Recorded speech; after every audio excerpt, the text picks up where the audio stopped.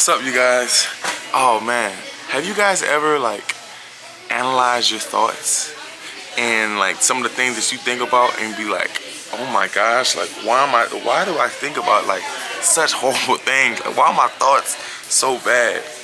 I've been there. Sometimes, like a lot of times, I'd be like, God, like I should not be thinking about this. Like this is wrong. Like, and I feel so bad at myself and compare myself to other people because I'd be like, I just know they mind is not as bad as mine. I know their thoughts ain't this bad, and I get so discouraged.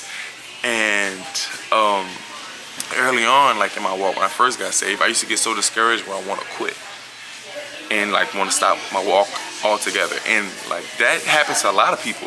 I've seen the devil do that. The devil will discourage somebody because they feel so bad about like their thoughts and their actions, and like we condemn ourselves on the things that we think about because we like, dang, like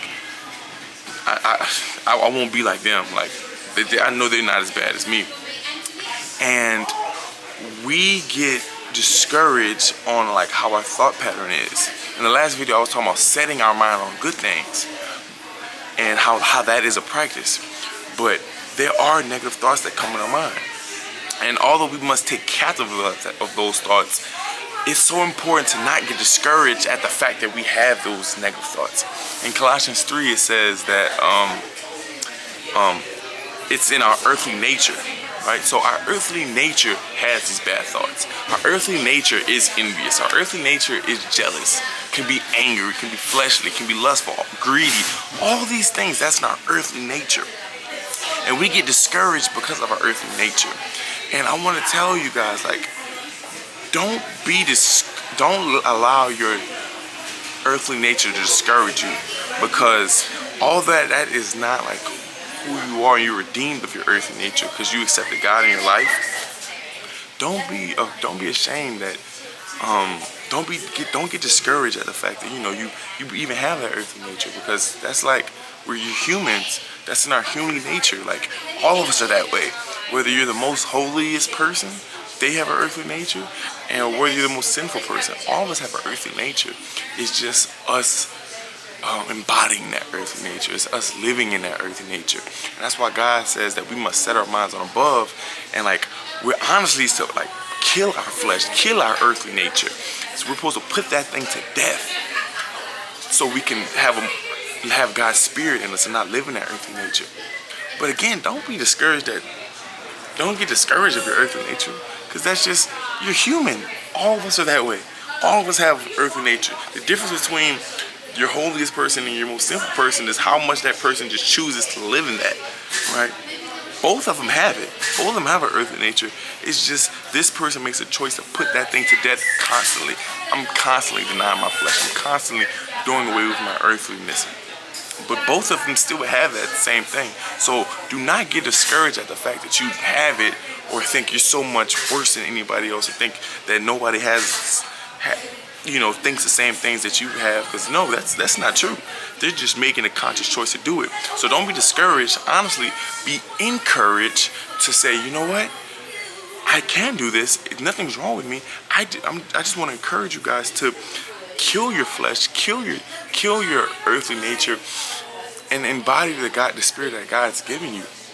Because we're all the same. No one's no better than anybody else. We all have the same struggles. We all have the same temptations.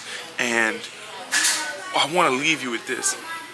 Well, how do we stop ourselves from getting discouraged because of our earthly nature? Well, one is knowing that this is our earthly nature, acknowledging it, right? So, okay, I'm human. This is a part of me being a human. Okay. But Ross, I don't want to let my earthly nature control my life. How do I stop myself from being discouraged from that? Okay, well, now that you know that you're human, it's fighting what the devil's telling you, because he's trying to discourage you. It's fighting that with God's truth, right? So God said, okay, I'm discouraged that I'm not strong enough. I don't have the strength to fight this temptation. Well, God says I can do all things through Christ that strengthens me.